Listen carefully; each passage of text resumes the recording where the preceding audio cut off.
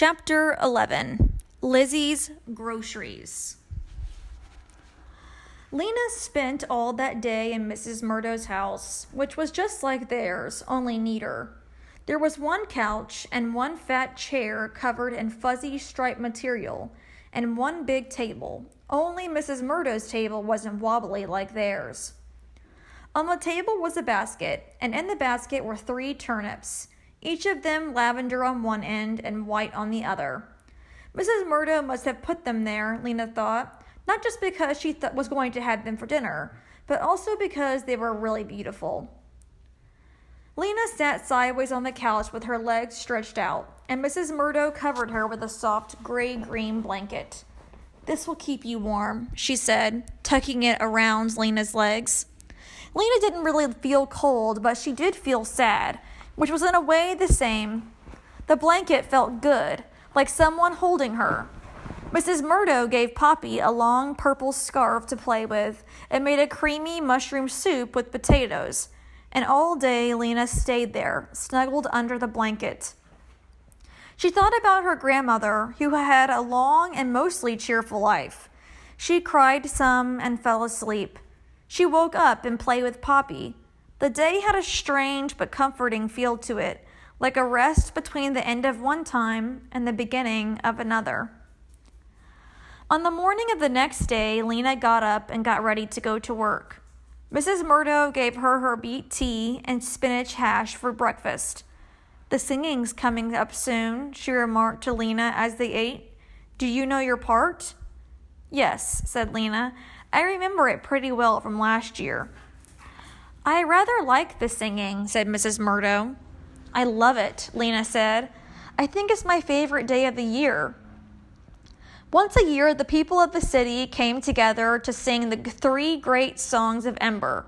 Just thinking of it made Lena feel better. She finished her breakfast and put on her red jacket. "Don't worry about Papi, I'll take care of her," said Mrs. Mereaux as Lena headed for the door. "When you come back this evening, we'll talk about how to proceed." "Proceed?" said Lena.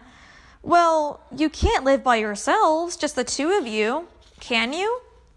"We can't?" "Certainly not," said Mrs. Mereaux sternly. "Who's to take care of Papi while you go off delivering messages? You must move in here with me. I have an empty bedroom after all, and quite a nice one. Come and look." She opened a door at the far end of the living room, and Lena peeked in. She had never seen such a beautiful, cozy room. There was a big, lumpy bed covered with a faded blue blanket, and at its head 4 plump pillows. Next to the bed was a chest of drawers with drawer handles shaped like teardrops, and a mirror attached to the top. The carpets on the floor were all different shades of blue and green, and in the corner was a sturdy square table and a chair with a back like a ladder. "This will be your room," said Mrs. Mereaux. "Yours and Papi's. You'll have to share the bed, but it's big enough." "It's lovely," Lena said.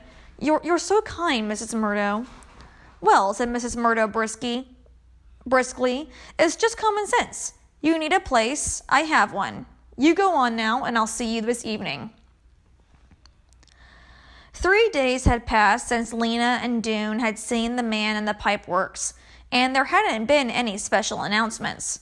So if that man had discovered a way out of EMBER, he was keeping the news to himself. Lena couldn't understand why. As Lena ran through the city with her messages on her first day back to work, it seemed to her that the mood of the people was even gloomier than before. There were long, silent lines at the markets, and knots of people gathered in the squares, talking in low voices. Many shops, more each day, it seemed, displayed signs in their windows saying closed, or open Monday and Tuesday only. Every now and then the lights flickered, and people stopped and looked up in fright. When the flickering ended and the lights stayed lit, people just took a breath and walked on. Lena delivered her messages as usual, but inside she felt strange. Everywhere she ran, she heard the same words, like a drum beat in her mind. "Alone in the world, alone in the world." It wasn't exactly true. She had Papi, and she had friends, and she had Mrs. Mereaux, who was somewhere between a friend and a relative. but she felt as if she had suddenly gotten older in the last 3 days. She was sort of a mother herself now. What happened to Papi was more or less up to her.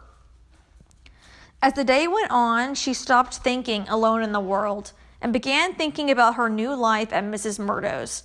She thought about the blue-green room and planned how she would arrange her pictures on the walls. The ones she'd drawn with her blue pencil would look especially nice because they would match the color of the rugs. She could bring her pillows from home and add them to the ones on the bed, and then she'd have 6 altogether. And maybe she could find some old blue dresses or shirts and make pillow covers for them. The blue-green room, the orderly apartment, the meals cooked, and the blankets tucked in cozily at night, all of this gave her a feeling of comfort, almost luxury. She was grateful for Mrs. Mereaux's kindness. I am not ready yet to be alone in the world, she thought. Late that afternoon, Lena was given a message to take to Lampling Street. She delivered the message, and as she was coming back out onto the street, she caught sight of Lizzie coming out the door of the supply depot. Her orange hair was unmistakable. "Lizzie!" Lena called out. Lizzie must not have heard her. She kept on going. Lena called again. "Lizzie, wait!" This time it was clear that Lizzie had heard, but instead of stopping, she walked faster. What's the matter with her? Lena wondered. She ran after her and grabbed the back of her coat. "Lizzie, it's me!" Lizzie stopped and turned around. "Oh," she said. Her face was flushed. "It's you. Hi. I didn't realize it was you." She smiled brightly, but there was a distracted look in her eyes. "I was just going home," she said. Her arms were wrapped around a small, bulging sack. "I'll walk with you," said Lena. "Oh," said Lizzie. "Oh, good." But she didn't look pleased.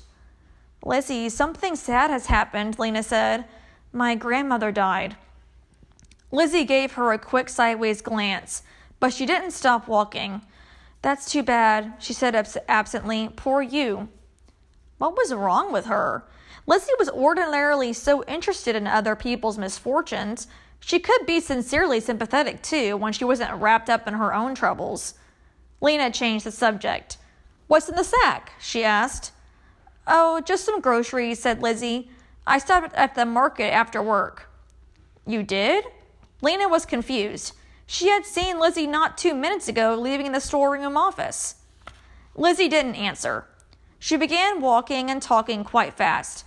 "It was so busy today at work. Work is so hard, isn't it, Lena? I think work is much harder than school and not as interesting. You do the same thing every day. I get so tired, don't you, running around all day?"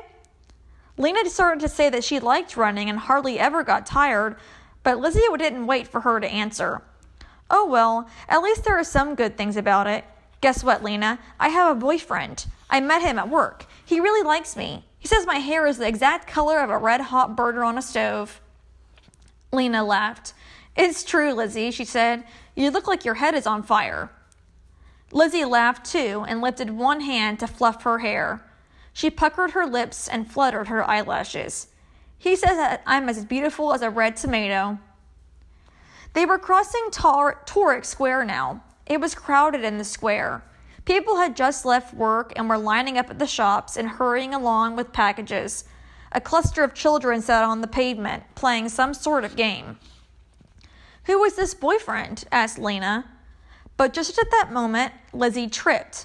She'd been strutting along, being beautiful, not paying attention to her feet, and the edge of her shoe caught on an uneven place in the pavement. She staggered and fell, and as she fell, she lost her grip on the sack. It hit the ground and toppled sideways, and some cans spilled out. They rolled in all different directions. Lena reached for Lizzie's arm. "Did you hurt yourself?" she asked. But Lizzie went scrambling after the cans so quickly it was clear she wasn't hurt. Wanting to help, Lena went after the cans too. 2 had rolled under a bench. Another was going toward the children, who were on their feet now, watching Lizzie's wild spider-like motions. Lena picked up the cans under the bench, and for a second her breath stopped. One of them was a can of peaches. "Peaches," it said, right on it, and there was a picture of a yellow globe. No one she knew had seen a can of peaches in years. She looked at the other one. It was just as amazing. Creamed corn, it said.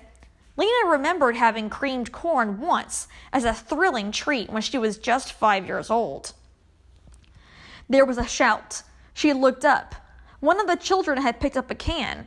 "Look at this," he cried, and the other children gathered around him. "Applesauce," he said, and the children murmured, "Applesauce, applesauce," as if they had never heard the word before. Lizzie was on her feet. She had all the cans except for the two in Lena's hands and the one the children had picked up. She stood there for a moment, her eyes flicking back and forth from Lena to the children. Then she smiled, a bright, fake-looking smile. "Thanks for helping me," she said. I found these on a back shelf at the market. What a surprise, huh? You could keep those." She waved the back of her hand at the children, waved again at Lena, and then took off, holding the sack by its neck so it hung beside her and banged against her legs. Lena didn't follow her. She walked home thinking about Lizzie's sack of cans. You simply did not find cans of peaches and applesauce and creamed corn on the back shelves of markets. Lizzie was lying. And if the cans hadn't come from a market, where had they come from? There was only one answer. They had come from the storerooms. Somehow, Lizzie had gotten them because she worked in the storeroom office. Had she paid for them? How much? Or had she taken them without paying? Mrs. Mereaux had cooked a dinner of beet and bean stew for them that night. When Lena showed her the two cans, she gasped in astonishment. "Where did you get these?" she asked. "From a friend," said Lena. "And where did your friend get them?" Lena shrugged. "I don't know." Mrs. Mereaux frowned slightly but didn't ask any more questions. She opened the cans, and they had a feast. Creamed corn with their stew and peaches for dessert. It was the best meal Lena had had in a very long time, but her enjoyment of it was tainted just a little by the question of where it had come from. The next morning, Lena headed for Broad Street. Before she started delivering messages today, she was going to have a talk with Lizzie. She spied her half a block from the storeroom office. She was sauntering along, looking in shop windows. A long green scarf was wound around her neck. Lena ran up swiftly behind her. "Lizzie," she said. Lizzie whirled around. When she saw Lena, she flinched. She didn't say anything, just turned around and kept walking. Lena caught hold of one end of the green scarf and jerked Lizzie to a halt. "Lizzie," she said, "stop." "What for?" Lizzie said. "I'm going to work." She tried to pull away, but she didn't get far because Lena had a firm grip on her scarf. Lena spoke in a low voice. There were people all around them. A couple of old men leaning against the wall, a group of chattering children just ahead, workers going toward the storerooms, and she didn't want to be overheard. "You have to tell me where you got those cans," she said. "I told you. I found them on a back shelf at the market. Let go of my scarf." Lizzie tried to wrench her scarf out of Lena's grip, but Lena held on. "You didn't," Lena said. "No market would just forget about things like that. Tell me the truth." She gave a yank on the end of the scarf. "Stop it!" Lizzie reached out and grabbed a handful of Lena's hair. Lena yelped and pulled harder on the scarf, and the two of them scuffled, snatching at each other's hair and coats. They knocked against a woman who snapped at them angrily, and finally they toppled over, sitting down hard on the pavement. Lena was the first one to laugh. It was so much like what they used to do in fun, chasing each other around and screaming with laughter. Now here they were again, nearly grown girls, sitting in a heap on the pavement. After a moment, Lizzie laughed too. "You dope," she said. "All right, I'll tell you. I sort of wanted to anyway." Lizzie leaned forward with her elbows on her knees and lowered her voice. "Well, it's this," she said. "There's a storeroom worker named Looper. He's a carrier. Do you know him? He was 2 classes ahead of us. Looper Windley." "I know who he is," said Lena. "I took a message for him on my first day of work. Tall, with a long, skinny neck, big teeth, funny looking." Lizzie looked hurt. Well, I wouldn't describe him that way. I think he's handsome. Lena shrugged. Okay, go on. Looper explores the storerooms. He goes into every room that isn't locked. He wants to know the true situation, Lena. He's not like most workers who just plod along doing their jobs and then go home. He wants to find things out. And what has he found out? Lena asked. He's found out that there's still a little bit left of some rare things. Just a few things in rooms here and there that have been forgotten. You know, Lena, she said, there are so many rooms down there. Some of them, way out at the edges, are marked empty in the ledger book, and so no one ever goes there anymore. But Looper found out that they're not all empty. So he's been taking things. Just a few things, and not often. And he is giving you some to you. Yes, because he likes me. Lizzie smiled a little and hugged her arms together. I see, Lena thought. She feels that way about Looper. But Looper's stealing, said Lena. And Lizzie, he isn't just stealing things for you. He has a store. He steals things and sells them for huge prices. He does not, said Lizzie, but she looked worried. He does. I know because I bought something from him just a few weeks ago. He has a whole box of colored pencils. Lizzie scowled. He never gave me any colored pencils. He shouldn't be giving you anything or selling things. Don't you think everyone should know about this food he found? No, Lizzie cried. Because listen, if there's only one can of peaches left, only one person gets to have it, right? So why should everyone know? They just end up fighting over it. What good would that be? Lizzie reached out and put a hand on Lena's knee. Listen, she said, I'll ask Looper to find some good stuff for you too. I know he will, if I ask him. Before she had time to think, Lena heard herself saying, What kind of good stuff? Lizzie's eyes gleamed. There's 2 packages of colored paper, he told me, and some cough medicine. And there's 3 pairs of girls' shoes. It was treasure. Colored paper and cough medicine to cure sickness and shoes? She hadn't had new ones for almost 2 years. Lena's heart raced. What Lizzie said was true. If everyone knew there were still a few wonderful things in the storerooms, people would fight each other trying to get them. But what if no one knew? What difference would it make if she had the colored paper or the shoes? She suddenly wanted those things so badly she felt weak. A picture arose in her mind's eye. The shelves at Mrs. Mereaux's house stocked with good things, and the 3 of them happier and safer than other people. Lizzie leaned closer and lowered her voice. Looper found a can of pineapple. I was going to split it with him, but I'll give you a bite if you promise not to tell. Pineapple? That delectable long lost thing that her grandmother had told her about? Was there anything wrong with having just a bite of it, just to see what it was like? I've already tasted peaches, applesauce, and a thing called fruit cocktail, said Lizzie, and prunes, and creamed corn, and cranberry sauce, and asparagus. All that? Lena was astonished. Then there's a lot of special things like that still? Hey Knights, I'm interrupting chapter 11 to tell you our secret word of the day, and that is pineapple, like the fruit. Pineapple, pineapple. So when you're done with chapter 11, head to the Canvas quiz and type in your secret word. Now back to the story. All that? Lena was astonished. Then there's a lot of special things like that still? No, said Lizzie, not a lot at all. In fact, we finished all of those. You and Looper? Lizzie nodded, smiling smugly. Looper says it's all going to be gone soon anyway. Why not live as well as we can right now? But Lizzie, why should you get all of that? Why you and not other people? Because we found it. Because we can get at it. I don't think it's fair, said Lena. Lizzie spoke as if she were talking to a not very bright child. You can have some too. That's what I'm telling you. There are still a few good things left. But that wasn't the unfairness Lena was thinking about.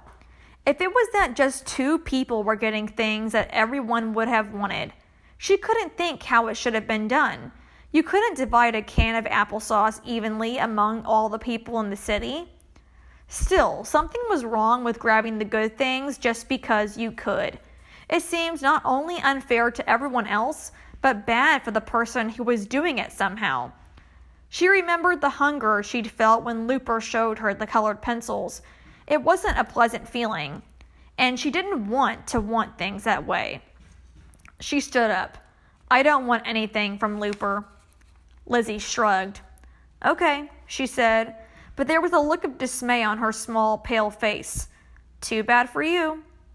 Thanks anyway, said Lena, and she set off across Toric Square, walking fast at first, and then breaking into a run. And that's the end of this week's chapters, chapter 11. So interesting. This Looper character has come back into the story 3 times now. 1, when Lena had to send a message from him to the mayor.